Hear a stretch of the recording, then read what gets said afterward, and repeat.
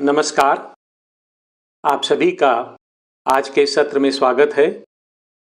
हम लोग श्री माँ का आह्वान करते हुए और उनको नमन करते हुए आज का सत्र आरंभ करते हैं। आनंदमयी चैतन्यमयी सत्यमयी परमेश्वरी आनंदमयी चैतन्यमयी सत्यमयी परमेश्वरी आनंदमयी चैतन्यमयी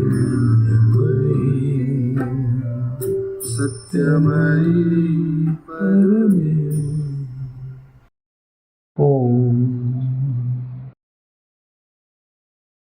सावित्री पर्व 1 सर्ग 3 the yoga of the king, the yoga of the souls release. राजा का योग, आत्मा की मुक्ति का योग। जैसा कि इस सर्ग के शीर्षक से स्पष्ट है कि इस सर्ग में मुख्यतः अशुपति के योग का वर्णन है।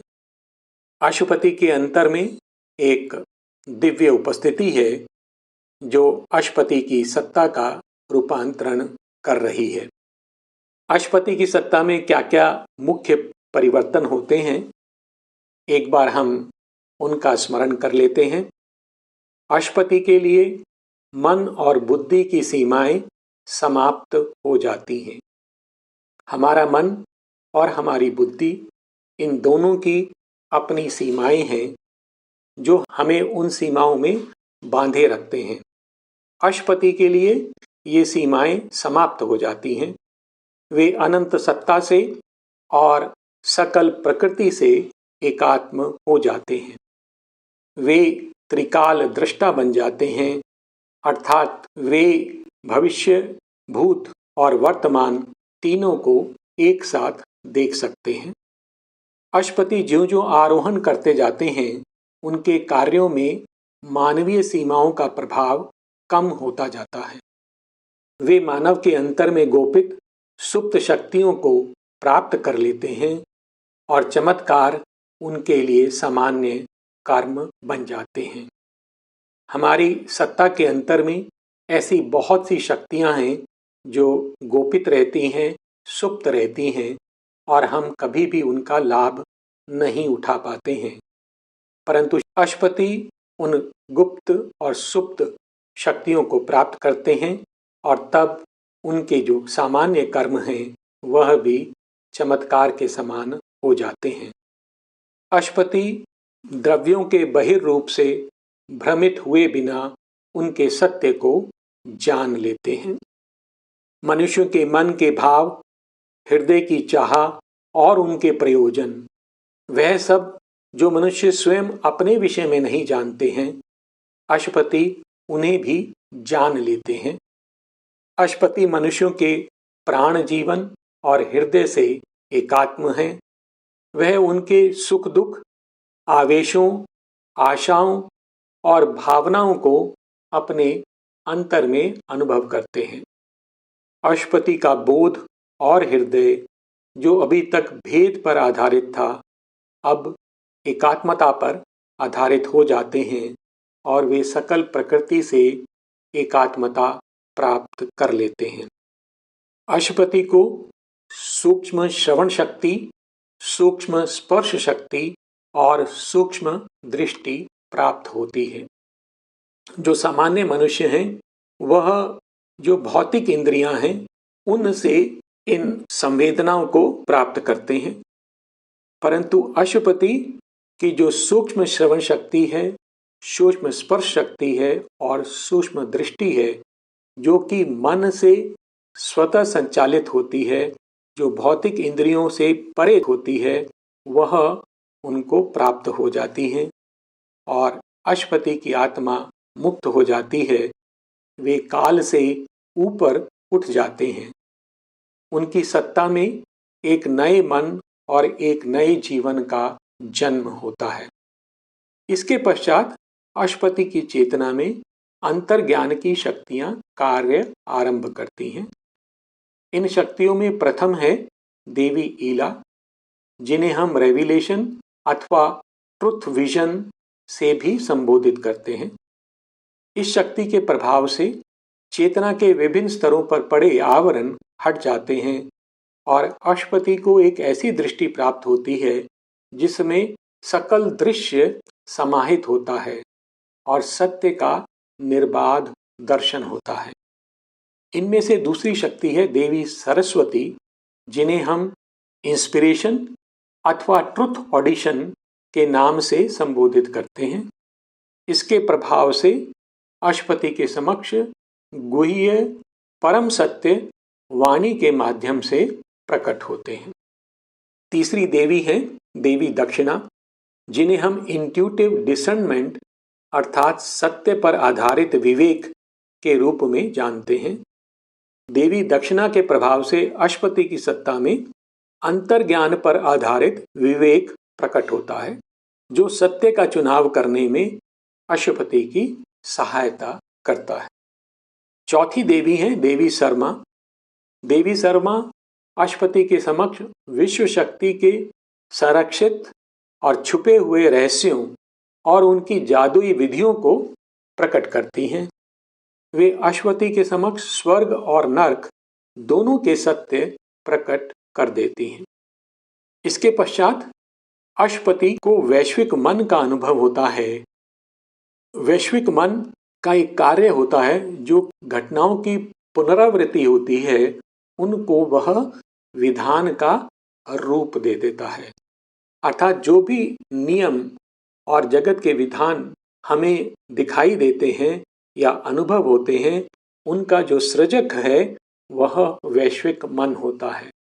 जब हम वैश्विक मन से परे चले जाते हैं तो यह विधान हमारे लिए समाप्त हो जाते हैं। तो अशुपति को वैश्विक मन का अनुभव होता है और उनके समक्ष जगत की संरचना स्पष्ट हो जाती है। उन्हें जगत की उत्पत्ति का ज्ञान प्राप्त होता है और वे जगत सृष्टा और आदि कामना जिससे इस सृष्टि का जन्म हुआ है उसको देख पाते हैं। और अशुपति को अतिमानस की प्रथम झलक भी दिखाई देती है। यहां तक हम पिछली बार पढ़ चुके हैं। आज हम पृष्ठ क्रमांक 41 पर हैं और पंक्ति क्रमांक 21 पर। आज जो अंश हम पढ़ रहे हैं उसमें हम देखेंगे कि सत्य चेतना की शक्तियां, 4 शक्तियां जिनका हमने पूर्व में वर्णन किया है, ये शक्तियां एक देवी के रूप में अशुपति की सत्ता में अवतरित होती हैं। वहां पर अपना एक स्थायी स्थान बना लेती हैं, धाम बना लेती हैं और उनकी सत्ता को प्रकाशित कर देती हैं। इस प्रकार से अशुपति के लिए जगत और जीवन का अर्थ बदल जाता है और अशुपति की यात्रा एक दिव्य प्रयाण बन जाती है। आज का अंश रखने से पूर्व मैं 2 विषय आपके सामने रख रहा हूं। उनमें पहला विषय है वेदों का मूल भाव और दूसरा विषय है सत्य चेतना की शक्तियां और उनका कार्य, जिससे यह स्पष्ट होता है कि ये शक्तियां हमारी सत्ता का रूपांतरण कर उसे अंधकार से प्रकाश, अज्ञान से ज्ञान और मृत्यु से अमृत तत्व की ओर ले जाती हैं। और यही शक्तियां अशुपति की सत्ता में भी रूपांतरण का कार्य कर रही हैं। ये जो पंक्तियां आपके समक्ष हैं, ये द सीक्रेट ऑफ वेदा पृष्ठ नंबर 100 से हैं और यहाँ पर इन पंक्तियों में दिया गया है कि वेदों का मूल भाव क्या है।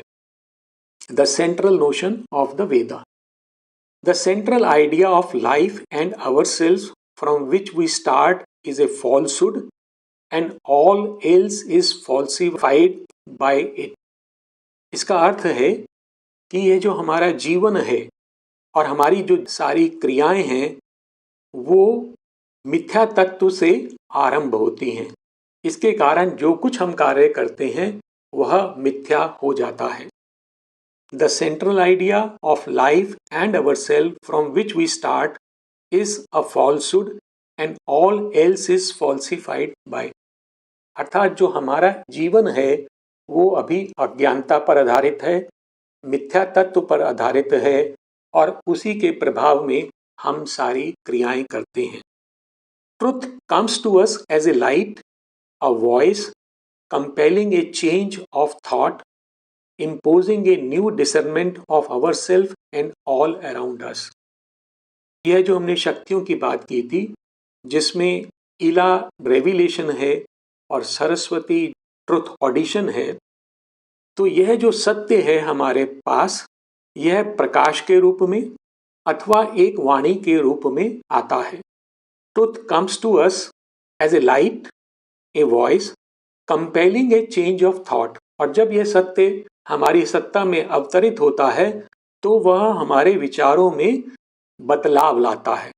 Compelling a change of thought, imposing a new discernment of ourselves and all around us. और उस परिवर्तन के प्रभाव में हमारे अंतर में, हमारे मन में, हमारे अपने विषय में और हमारे परिवेश के विषय में एक नई समझ उत्पन्न होती है. अर्थात हमारा दृष्टिकोण अपने विषय में और जगत के विषय में बदल जाता है. Truth comes to us as a light, a voice compelling a change of thought, imposing a new discernment of ourselves and all around us. अर्थात हम अभी मिथ्या तत्व पर और अज्ञानता पर आधारित हैं और उसके प्रभाव में कार्य कर रहे हैं, परंतु सत्य से कुछ प्रकार की शक्तियां प्रकाश के रूप में अथवा वाणी के रूप में हमारे अंतर में उतरती हैं और वह हमारी सत्ता में परिवर्तन करती हैं. हमारी सोच में, हमारे अपने विषय में और जगत के विषय में जो हमारा अनुमान है, जो हमारा विचार है, उसको परिवर्तन करती हैं. और जब यह सत्य हमारी सत्ता में अवतरित होता है तो क्या होता है? Truth of thought creates truth of vision and truth of vision forms in us truth of being. तो जब यह सत्य विचार हमारी सत्ता में उतरता है तो वह सत्य दृष्टि अथवा सत्य दर्शन उत्पन्न करता है. Truth of thought creates truth of vision and truth of vision forms in us truth of being. और यह जो सत्य दृष्टि है वो हमारे अस्तित्व में सत्य का सृजन करती है.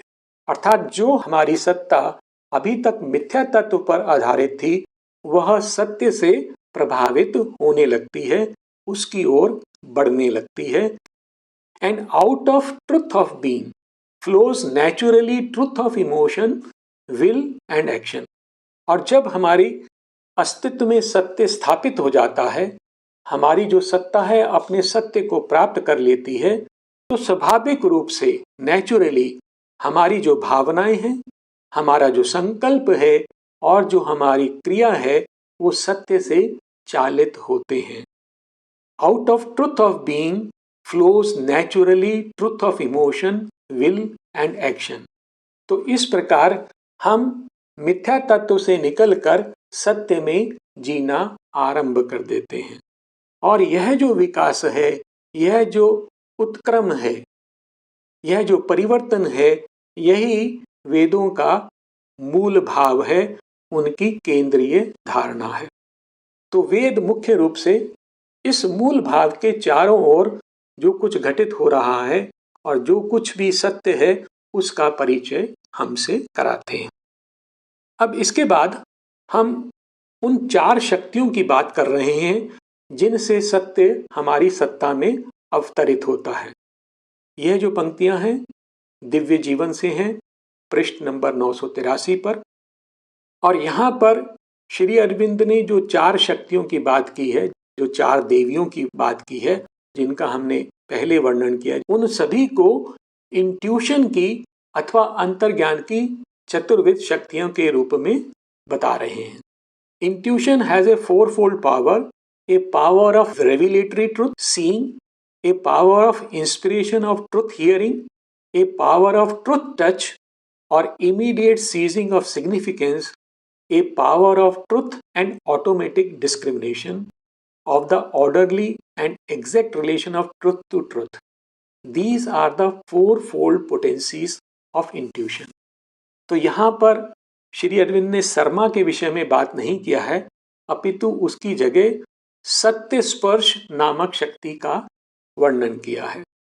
तो दिव्य जीवन में वे बता रहे हैं कि हमारा जो अंतर्ज्ञान है उसकी 4 प्रकार की शक्तियां हैं और यह अतिमानस से सत्य को हमारी सत्ता में लेकर आती हैं। इसी बात को श्री अरविंद ने सीक्रेट ऑफ वेदा में किस प्रकार से कहा है, ये पेज नंबर 73 पर है। 4 फैकल्टीज ऑफ ट्रुथ कॉन्शियसनेस, सत्य चेतना की 4 शक्ति। उन्होंने दिव्य जीवन में इन्हें अंतर्ज्ञान की 4 शक्तियां बताया है और यहाँ पर सत्य चेतना की 4 शक्तियां बताया, अर्थात अंतर्ज्ञान जो है हमें सत्य चेतना से ही प्राप्त होता है। कहने के विधि में फर्क है परंतु दोनों का अर्थ लगभग एक ही है।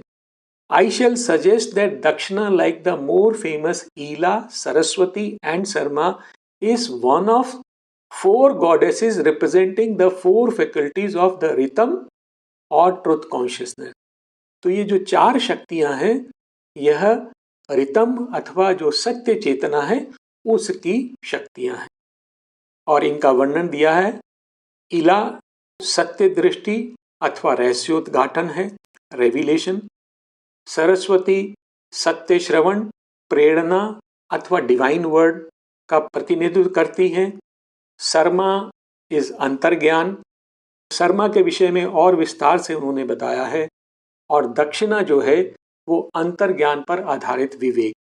तो इस प्रकार से यह जो शक्तियां हैं यह सत्य की शक्तियां हैं, ये हमारे अंदर में अवतरित होती हैं, हमारी सत्ता का रूपांतरण करती हैं और हमारी सत्ता जो अभी तक मिथ्या तत्व पर आधारित है वह धीरे धीरे प्रकाशित होते हुए सत्य पर आधारित होना आरंभ कर देती है। और आज जो पंक्तियां हम पढ़ने जा रहे हैं उनमें इन्हीं शक्तियों का वर्णन है, परंतु इन पंक्तियों हम देखते हैं कि श्री अरविंद यहाँ पर अपनी स्वयं की साधना का वर्णन कर रहे हैं और इसलिए यह आवश्यक नहीं है कि ये जो देवियां हैं उसका वर्णन उसी क्रम में हो जिस क्रम में उन्होंने दिव्य जीवन अथवा वेद रहस्य में प्रकट किया है, क्योंकि ये जो देवियां हैं इसी क्रम में श्री अरविंद के अंतर में कार्य नहीं करती हैं। उसका जो क्रम है, उसकी जो विधि है वो अलग अलग है। इसलिए यहाँ पर जो दिए गए वर्णन है उनको इन देवियों के अनुसार विभाजित करना थोड़ा कठिन है। मूल रूप से ये 4 शक्तियां हैं और इसमें सत्य स्पर्श की शक्ति श्री अरविंद ने जोड़ा है, तो 5 शक्तियां हम कह सकते हैं। इसके अतिरिक्त और भी शक्तियां हो सकती हैं, ये सब मिलकर कार्य करती हैं और ये जो पंक्तियां हमारे समक्ष आ रही हैं उसमें उनको स्पष्ट रूप से अलग करना डिफिकल्ट है। तो हम इन पंक्तियों को देखते हैं। यह जो देवी हैं वो अश्वती की सत्ता में अवतरित होती हैं और उनकी सत्ता को प्रकाशित कर देती हैं। तो सर्वप्रथम प्रेरणा की जो देवी है वो अश्वती के हृदय में अवतरित होती हैं और वहां अपना स्थायी धाम बना लेती हैं। The inspiring goddess entered a mortal's breast, made there her study of divining thought and century of prophetic speech and sat upon the tripod seat of mind। तो प्रेरणा की देवी एक नश्वर हृदय में अर्थात मनुष्य के हृदय में अर्थात जो अशुपति हैं उनके हृदय में प्रवेश करती है।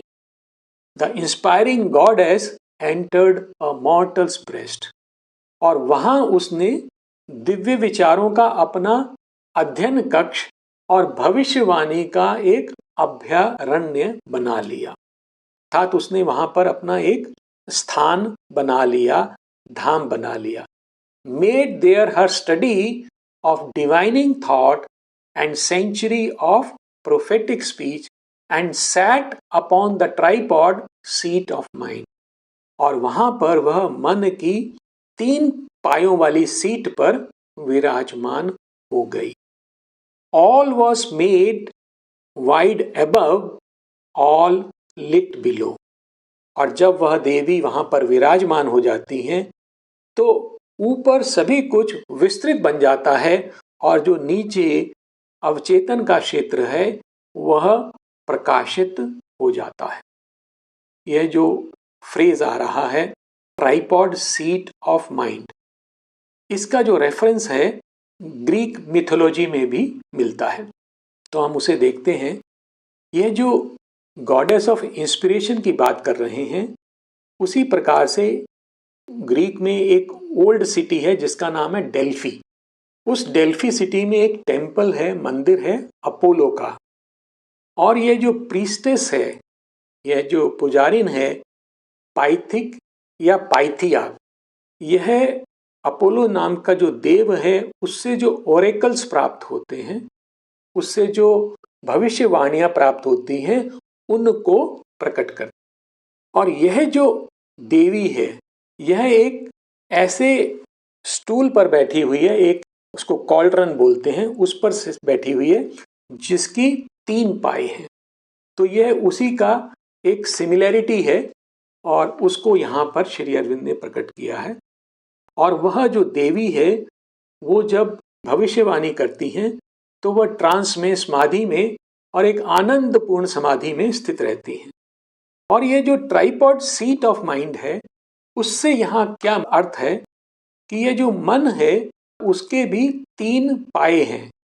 एक है फिजिकल माइंड, भौतिक मन, दूसरा है वाइटल माइंड, प्राणिक मन, और तीसरा है मेंटल माइंड अथवा मानसिक मन।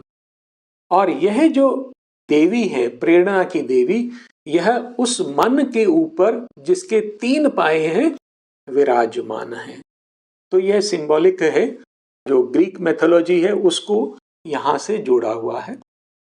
The inspiring goddess entered a mortal's breast, made there her study of divining thought and sanctuary of prophetic speech and sat upon the tripod seat of mind. All was made wide above, all lit below. तो जब यह देवी जो प्रेरणा की देवी हैं, जो सत्य श्रवण की देवी हैं, वो वहां विराजमान हो जाती हैं मन के ऊपर, अर्थात वो मन के ऊपर अपना अधिकार जमा लेती हैं, तब वे वहां पर वो सत्य प्रकट करती हैं जो कि वह सत्य चेतना से प्राप्त करती हैं। और उनके प्रकाश से जो अशुपति की सत्ता है, उसका जो अवचेतन अंश है, वह प्रकाशित हो जाता है। All was made wide above, all lit below। और यह देवी क्या कार्य करती है वहां पे?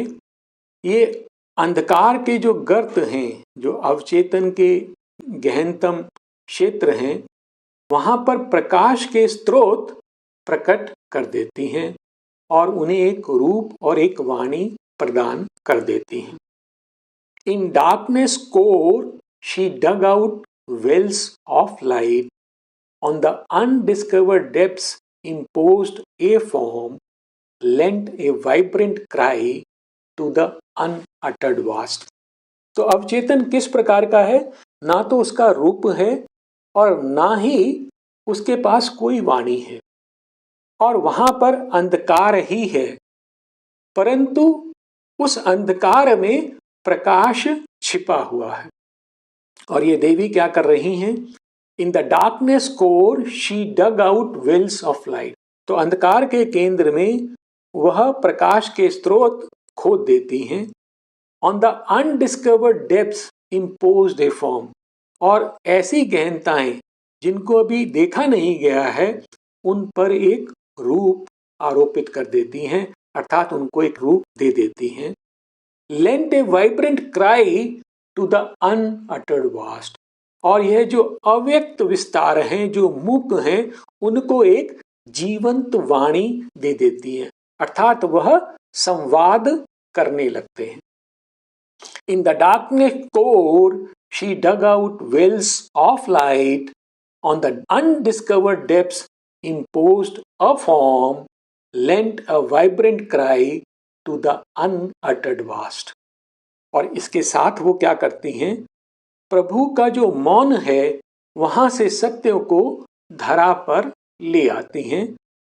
And through great shoreless voiceless starless breaths bore earthward fragments of revealing thought hewn from the silence of the ineffable।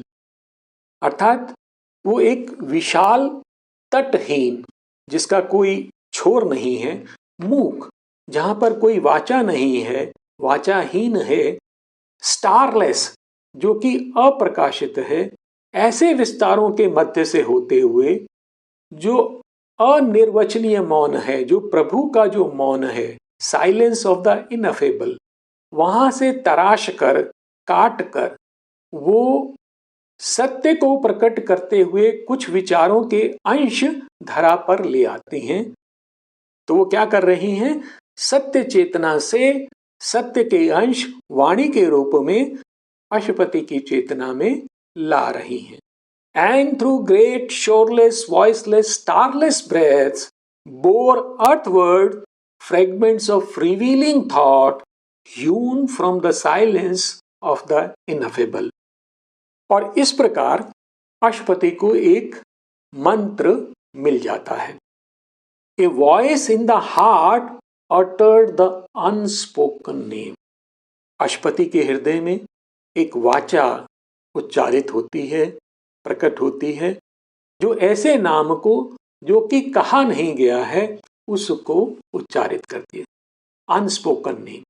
तो एक प्रकार से वह जो मंत्र है वहां पर वह उनके हृदय में स्थापित हो जाता है। A dream of seeking thought wandering through space entered the invisible and forbidden house. और अंतरिक्ष में घूमता हुआ एक विचार जो अभिप्सु है, जो सीख कर रहा है, वह अदृश्य और एक वर्जित घर में प्रवेश कर जाता है।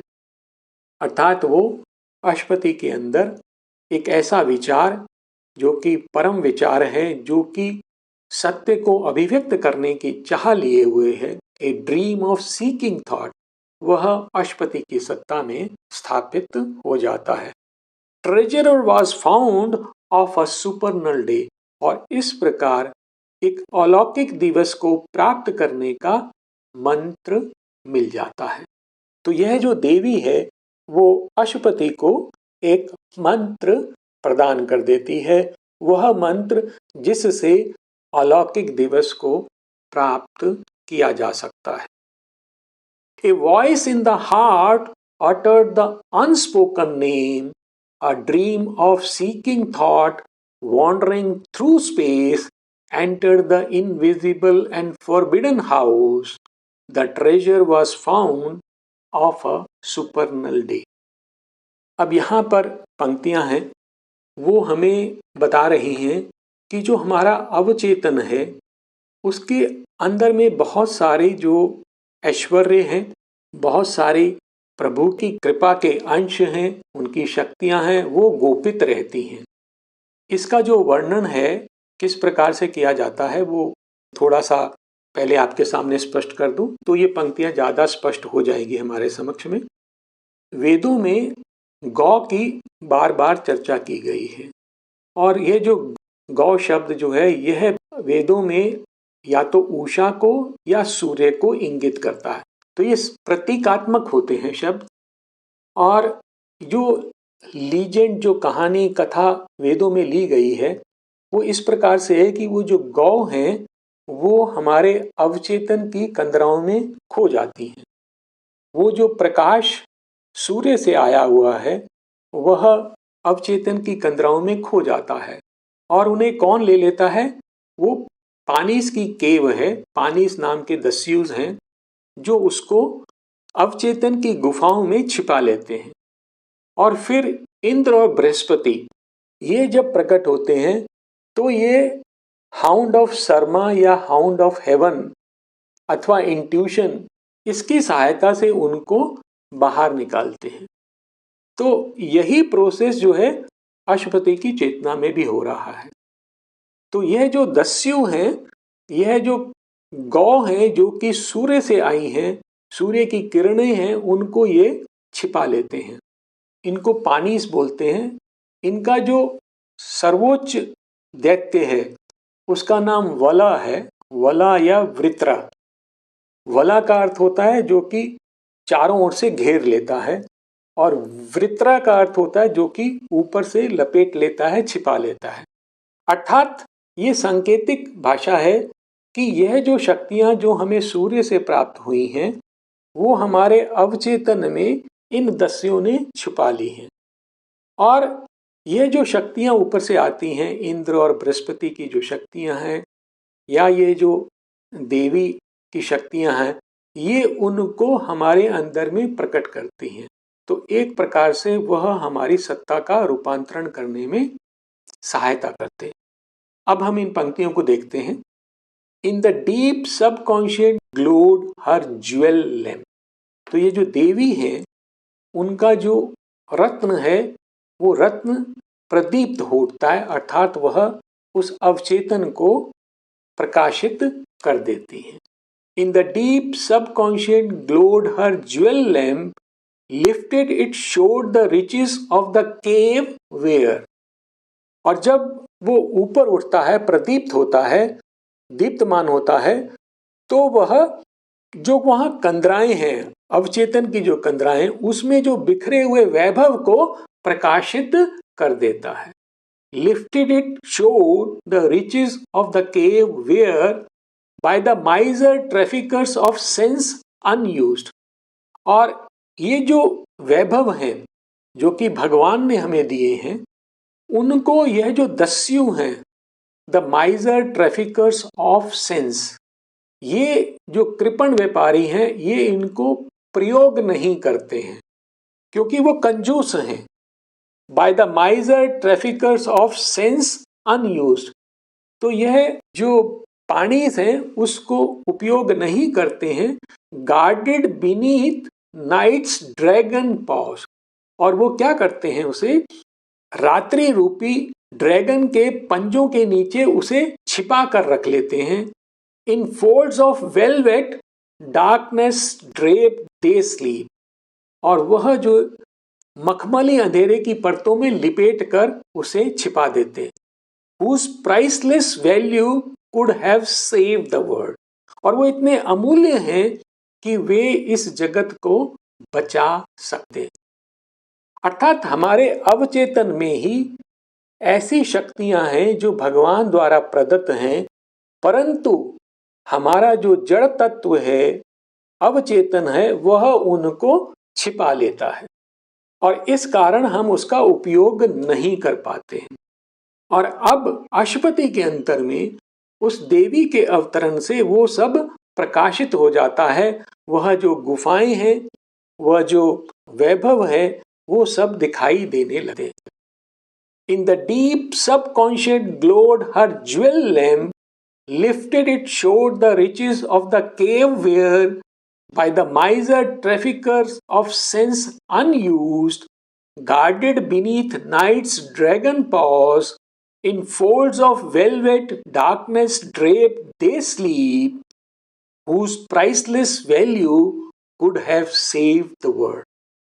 न केवल अशुपति को उनके प्रति संज्ञान हो जाता है, अपितु वह जो अवचेतन की जो निशा है, वह भी अपने अंतर में वह प्रभात जिससे जो गौ हैं वो मुक्त हो जाए, उसकी कामना करती है। अर्थात एक प्रकार से अवचेतन में भी अभीप्सा जागृत हो जाती है। A darkness carrying morning in its breast looked for the eternal wide returning gleam. तो एक काली निशा जो प्रभात को अपने वक्ष में धारण किए हुए है।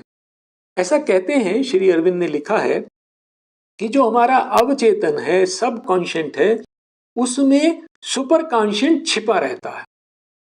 और यही बात हो रही है यहाँ पर। A darkness carrying morning in its breast, तो वह जो काली निशा है वो अपने वक्ष में प्रभात को धारण किए हुए है। Looked for the eternal wide returning gleam, और वो प्रतीक्षा कर रही है किसकी? एक बेहतर किरण की, जो शाश्वत है, विस्तृत है, उसकी प्रतीक्षा कर रही है। Waiting the advent of a larger रे, वह एक बेहतर किरण की प्रतीक्षा कर रही है।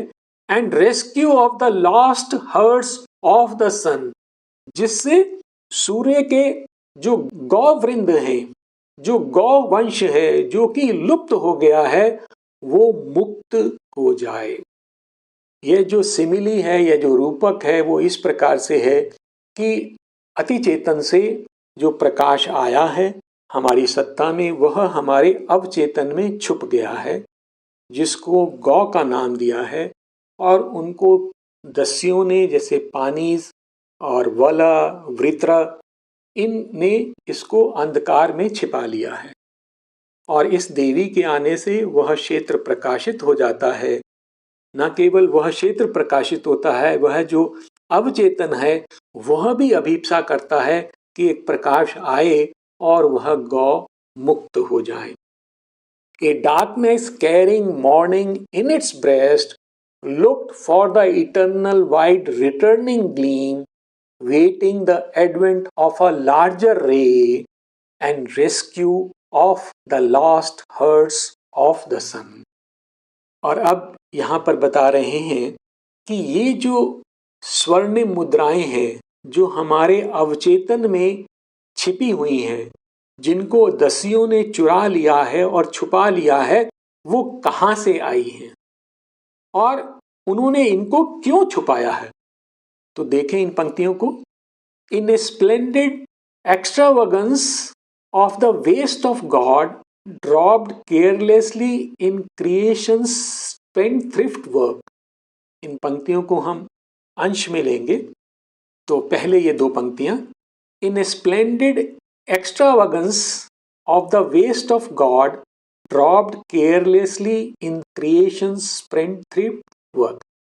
यहां पर किसकी बात हो रही है, पहले हम वो जान लेते हैं कि शाश्वत ने कुछ स्वर्ण मुद्राएं वो हमारे अंतर में छिपा दी हैं, गिरा दी हैं, भगवान के अपव्यय की फिजूल खर्ची में।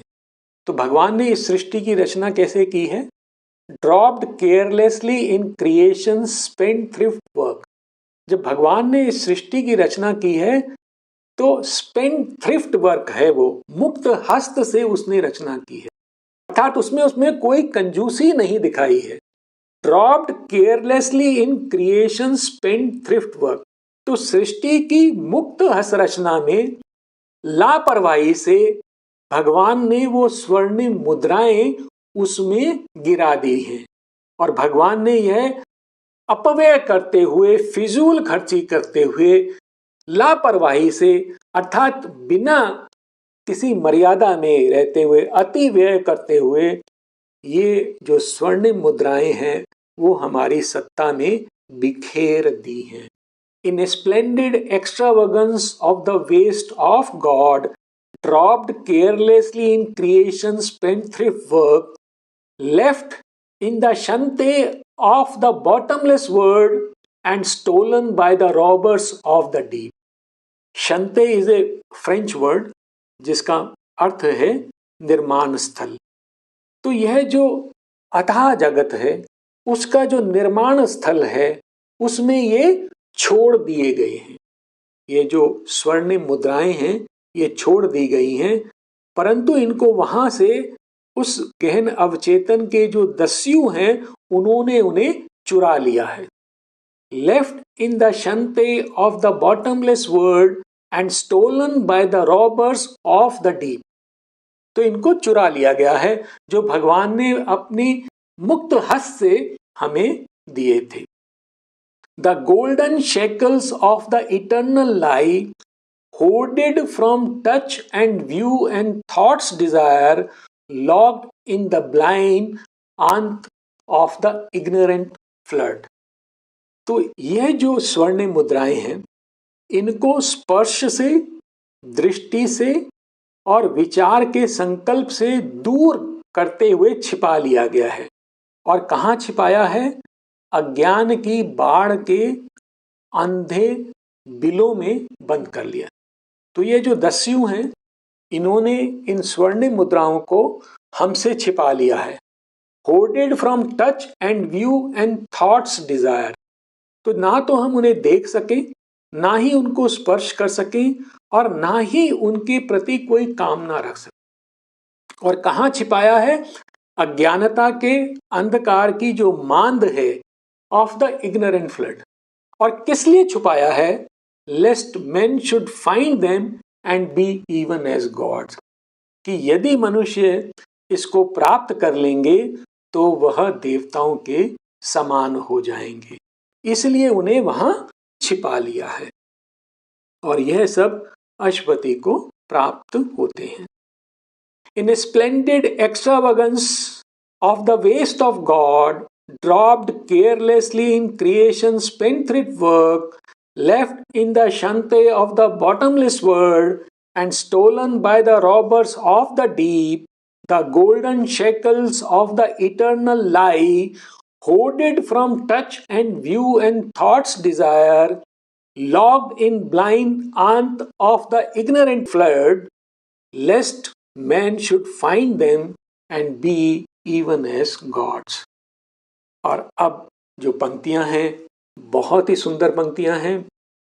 ये सब परिवर्तन होने के पश्चात अशुपति की सत्ता में क्या परिवर्तन होते हैं, उनका वर्णन है इन पंक्तियों में। अशुपति जब जगत के इन सत्यों को देख लेते हैं तो उनके समक्ष जगत का अर्थ और जीवन का अर्थ दोनों बदल जाते हैं, और उनकी जो यात्रा है वो एक दिव्य यात्रा बन जाती है। A vision lightened on the viewless heights, a wisdom illumined from the voiceless depth. तो एक प्रकार से अशुपति के शिखर और उनकी जो गहनताएं हैं वो सभी प्रकाशित हो जाती हैं। A vision lightened on the viewless heights, अगोचर शिखरों पर एक सत्य दर्शन प्रकट होता है, आलोकित होता है। ए wisdom illumine from the voiceless depths, और वाचाहीन गहनताओं से एक प्रज्ञा प्रकाशित होती है। जो हमारी अज्ञता है, जो अंधकार है, वहां पर भी प्रकाश गोपित है, वहां पर भी प्रज्ञा गोपित है। और वह प्रज्ञा जो अंधकार में गोपित है, अज्ञता में गोपित है, वो वहां प्रकाशित हो जाती है। A vision lightened on the viewless heights, wisdom illumined from the voiceless depths. और इससे अशुपति के लिए जगत के सभी मूल्य बदल जाते हैं। A deeper interpretation great and truth, A grand reversal of the night and day, all the words values changed, heightening life's aim। इस परिवर्तन से क्या होता है? A deeper interpretation great and truth. तो अब जो कुछ हमारे समक्ष है उसका एक गहनतर विवेचन, उसका गहनतर सत्य अशुपति के समक्ष प्रकट होता है, और उससे सत्य और महान बन जाता है। A deeper interpretation, great and truth, a grand reversal of the night and day। और रात्रि और दिवस के जो अर्थ हैं वो महान हो जाते हैं और विपरीत हो जाते हैं। यह भाव गीता में भी आता है। गीता का एक श्लोक है, अध्याय 2 में 69वां श्लोक है, या निशा सर्वभूतानां तस्यां जागर्ति संयमी, यस्याम जागृति भूतानि सा निशा पश्यतो मुने। अर्थात जिसे सभी जीव दिवस समझते हैं वह आत्म संयमी के लिए अज्ञानता की रात्रि होता है, और जो सभी जीवों के लिए रात्रि होती है वह मुनियों के लिए दिवस होता है। तो यहाँ पर भी अशुपति के समक्ष रात्रि और दिवस का अर्थ बदल जाता है। जिसे हम दिन समझते हैं, अशुपति जानते हैं कि वह रात्रि है, और जिसे हम रात्रि समझते हैं, जिसके बारे में हमें कुछ नहीं पता है, वह अशुपति के लिए दिन बन जाता है। अर्थात अशुपति उस चेतना में रहने लगता। वह चेतना जो हमारे लिए अप्राप्य है और जिसे हम रात्रि समझते हैं, अब अशुपति उस चेतना में निवास करते हैं। A deeper interpretation, great and truth, a grand reversal of the night and day, all the world's values changed, heightening life scene. और जगत के जो सभी मूल्य बदल जाते हैं और उस कारण से जीवन का जो लक्ष्य है वो और अधिक महान बन जाता है। और अशुपति को चहुं ओर एक उपस्थिति का अनुभव होता है, एक महानता का अनुभव होता है। A wiser word, a larger thought came in than what the slow labour of human mind can bring. तो अशुपति मन की क्रियाओं को पार कर चुके हैं और अब वह प्रज्ञापूर्ण शब्द, a wiser word, a larger thought, एक बेहतर विचार जिसे मनुष्य का मन पकड़ नहीं सकता है, वह अशुपति की सत्ता में प्रकट होते हैं। A wiser word, a larger thought came in than what the slow labour of human mind can bring. A secret sense awoke that could perceive a presence and a greatness everywhere. और अशुपति के अंतर में एक ऐसा गुप्त बोध जाग जाता है जो चहुं ओर एक उपस्थिति और एक महानता को अनुभव करता है।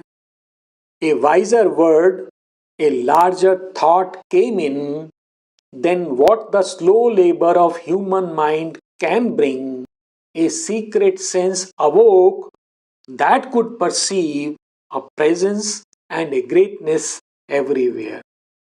और अशुपति को जगत का एक दूसरा अर्थ दिखाई देता है कि यह जो जगत है कोई एक यंत्र नहीं है जो कि निष्क्रिय घूम रहा है, अपितु उनको ऐसा प्रतीत होता है यह जो जगत है वो भगवान की देह है जो जीवंत है, जिसको हम विराट के नाम से संबोधित करते हैं।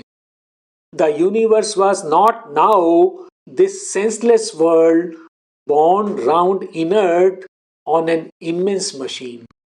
तो जगत अब एक अर्थहीन और निर्जीव चक्र नहीं प्रतीत होता है जो एक विशाल यंत्र के ऊपर बंधा हुआ गोल चक्र में घूम रहा है।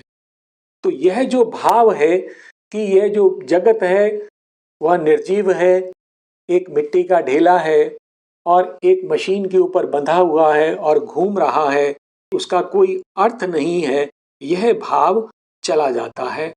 The universe was not now this senseless world borne round inert on an immense machine. It cast away its grandiose lifeless front. और जो हमें ये दिखाई देता है कि यह जो जगत है इसका जो मुखौटा है भव्य और निर्जीव है वह समाप्त हो जाता है, वह हट जाता है। और कैसा प्रतीत होता है? ए मैकेनिज्म नो मोर और वर्क ऑफ चांस। तो यह कोई अब यंत्र नहीं है, कोई दैवयोग का कार्य नहीं है जो अचानक घटित हो गया है, but a living movement of the body of God. अपितु यह भगवान की जीवंत देह है जो जी रही है, स्वयं भगवान उसमें जी रहे हैं, जो विराट रूप है। The universe was not now this senseless world borne round inert on an immense machine. It cast away its grandiose lifeless front, a mechanism no more or work of chance, but a living movement of the body of God. और अशुपति को जगत का जो नया अर्थ ज्ञात होता है वह क्या है? वह इन पंक्तियों में है। और हम देखेंगे कि इन पंक्तियों में दो भाव उभर कर आ रहे हैं कि इस सृष्टि का उद्देश्य क्या है और यह जो सृष्टि है इसकी जो प्रक्रिया है वह इवोल्यूशनरी है। तो यह भाव यहाँ पर प्रकट होता है। A spirit hid in forces and in forms was the spectator of the mobile scene. तो यह जो गतिशील चलचित्र चल रहा है। ये जो जगत है जो निरंतर परिवर्तित हो रहा है, उसके अंतर में एक आत्मा छिपी हुई है। दृष्टा रूप में वह उसको देख रही है। A spirit hid in forces and in forms. तो जितने भी रूप हैं, जितनी भी शक्तियां हैं, उनके पीछे एक आत्मा छिपी हुई है। Was the spectator of the mobile scene, और वह इस गतिशील जगत का दृष्टा है। The beauty and the ceaseless miracle let in a glow of the unmanifest. और इसका जो सौंदर्य है, यहाँ जो अंतहीन चमत्कार हैं, वह और कुछ नहीं, वह जो परम अव्यक्त है, उसकी आभा के रूप में वह दमक रहे हैं। अर्थात वह परम इस जगत के सौंदर्य से और चमत्कारों के द्वारा अपने आप को व्यक्त कर रहा है, अपना आभास दे रहा है। The beauty and the ceaseless miracle let in a glow of the unmanifest, the formless everlasting moved in it. और वो जो निराकार है, जो अनंत है, वह इसके अंतर में स्थित चल रहा है। The formless everlasting moved in it, seeking its own perfect form in souls and things.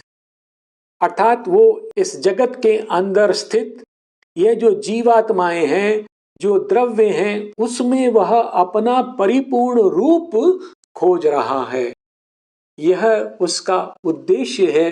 अर्थात भगवान इस जगत द्वारा अपने को अभिव्यक्त करना चाहते हैं, और जो माध्यम है वह यहाँ के जीव और द्रव्य जो इस जगत में कार्य कर रहे हैं, उनके द्वारा वह अपना परिपूर्ण रूप प्रकट करना चाहते हैं। और क्योंकि यह प्रोसेस एक छोर से आरंभ होकर दूसरे छोर की ओर जा रहा है, तो यह इवोल्यूशनरी प्रोसेस है। A spirit hid in forces and in forms was the spectator of the mobile scene, the beauty and the ceaseless miracle let in a glow of the unmanifest, the formless everlasting moved in it, seeking in its own perfect form in souls and things. अशपति के लिए इस परिवर्तन के पश्चात जो धरा का जीवन है, उसका अर्थ बदल जाता है। वह अब उसे नीरस नहीं लगता, और जगत का जो संघर्ष है उसमें अशुपति एक देव को जन्म लेते हुए देखते हैं। अर्थात वह जो अतिमानस के उदय की बात हो रही है, उसके आगमन की बात हो रही है, अतिमानव के जन्म की बात हो रही है, वह अशुपति को अनुभव होता है। Life kept no more a dull and meaningless shape. जीवन अब नीरस नहीं है, निरर्थक नहीं है। In the struggle and the upheaval of the world, he saw the labor of a Godhead's bird. और संसार के संघर्ष में और इस उथल पुथल में अशपति ने अनुभव किया कि एक दिव्य मानव जन्म ले रहा है। Life kept no more a dull and meaningless shape. In the struggle and upheaval of the world, he saw the labor of a Godhead's bird. अशपति ने अज्ञानता के पीछे छिपी हुई प्रज्ञा को, गुह्य ज्ञान को देखा, और नियति के पीछे छिपे हुए सर्वशक्तिमान संकल्प को देखा। A secret knowledge masked as ignorance. तो अशपति ने गुह्य ज्ञान को अज्ञानता के मुखौटों के पीछे छिपे हुए देखा। अर्थात इस जगत में अज्ञता है ही नहीं, वह एक प्रज्ञा है जो अपने आप को रोक कर उस परिस्थितिवश उस प्रकार से कार्य कर रही है कि हमें अज्ञता प्रतीत होती है। A secret knowledge masked as ignorance. तो अशपति क्या देख रहे हैं कि यह जो अज्ञानता का मुखौटा है, उसके पीछे एक प्रज्ञा है, एक गुह्य ज्ञान है। Fate covered with an unseen necessity, the game of chance of an omnipotent will। और यह जो सर्वशक्तिमान संकल्प है, वह जो संभावना का खेल खेल रहा है, उसमें नियति एक आवश्यकता है। तो अशपति ने तीनों को देखा, सर्वशक्तिमान संकल्प को देखा, संभावना को देखा और नियति को देखा। तो यह जो जगत है, यह इन तीनों से बना हुआ है, game of chance and fate. लेकिन ये जो गेम ऑफ चांस है और जो नियति है, ये दोनों जो सर्वशक्तिमान संकल्प है उसके अधीन है। जो चांस है वो इस जगत में स्वतंत्रता को प्रकट करता है, और जो फेट है, जो नियति है, वो उस पे बंधन आरोपित करती है। और इन दोनों का प्रयोग करते हुए वह जो सर्वशक्तिमान संकल्प है, वह अपने संकल्प को पूरा करता है। तो यह अशुपति ने देखा। A secret knowledge masked as ignorance, fate covered with an unseen necessity, the game of chance of an omnipotent will. और अशुपति ने क्या देखा कि मनुष्य के अंतर में एक परम आनंदमयी प्रभु विराजमान है। A glory and a rapture and a charm, the all blissful sat unknown within the heart, earth's pain were the ransom of its present delight।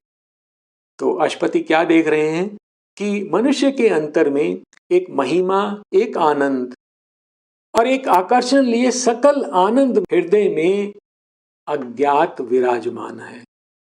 और धरा की जो पीड़ा है, वह उस बंदी आनंद को पाने का मोल है। अर्थात हमारे अंतर में एक परम पूर्ण आनंद, the all blissful sat unknown, वह अज्ञात हमारे हृदय में विराजमान है।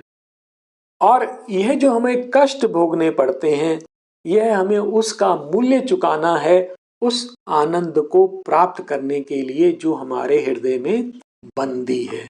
A glory and a rapture and a charm, the all blissful sat unknown within the heart, Earth's pains were the ransom of its present delight। और अशुपति का जीवन किस प्रकार का है? अब उनका जीवन भगवान के साथ ऐक्य में बीत रहा है। A glad communion tinge the passing hours. अब जो अशुपति का जो जीवन है, जो घड़ियां बीत रही हैं, उसमें एक सुखद ऐक्य की अनुभूति है। A glad communion tinged the passing hours, the days were travelers on a destined road। और उनके जो दिवस हैं वो किस प्रकार के हैं? जैसे वो एक पूर्व नियत मार्ग पर यात्रियों के समान बढ़ रहे हों। The nights companions of his music spirit। और रात्रि किस प्रकार की है? उसकी जो ध्यानस्थ आत्मा है, उनकी साथिन है। A glad communion tinged the passing hours, the days were travelers on a destined road, the nights companions of his musing spirit। और अशुपति की यात्रा किस प्रकार की है? A heavenly impetus quickened all his breast। तो अशुपति के हृदय में एक स्वर्गिक प्रेरणा है जो उनके हृदय को संचालित कर रही है, उनको स्पंदित कर रही है। A heavenly impetus quickened all his breast, the trudge of time changed to a splendid march।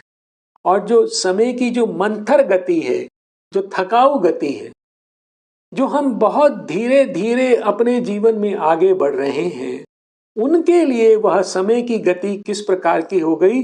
एक भव्य प्रयाण के समान हो गई कि एक भव्य यात्रा, भव्य मार्च के रूप में वो आगे बढ़ रहे हैं। The divine dwarf towered to unconquered worlds. और वो दिव्य बौना अविजित लोकों तक उठ जाता है। Earth grew too narrow for his victory. और यह धरा उसकी जीत के लिए बहुत छोटी रह जाती है, अर्थात वह अब इस जगत से परे जो दूसरे लोग हैं उनके प्रयाण के लिए आगे बढ़ जाते हैं।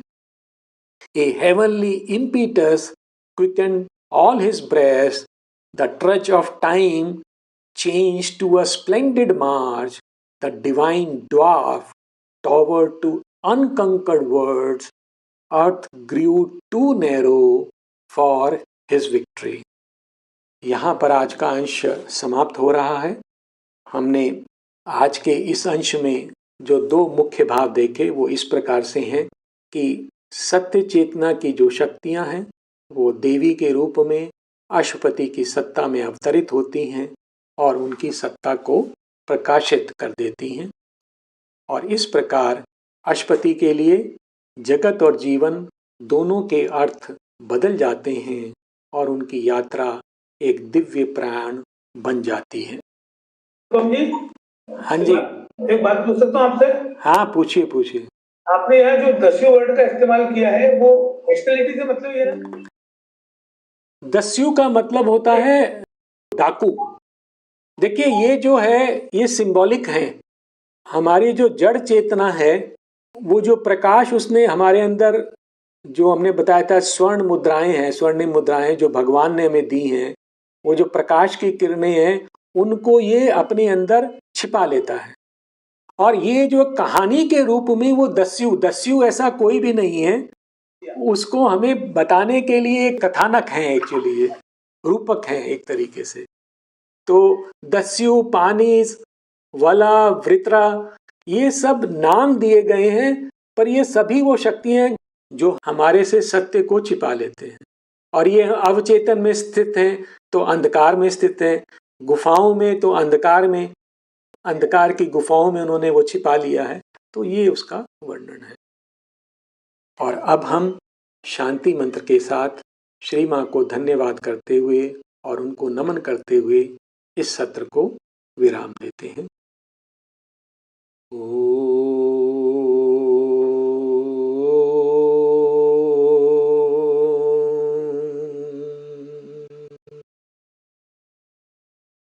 शांति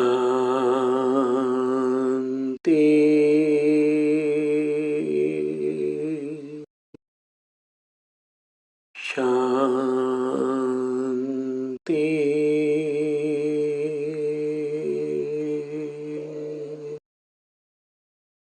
शांति।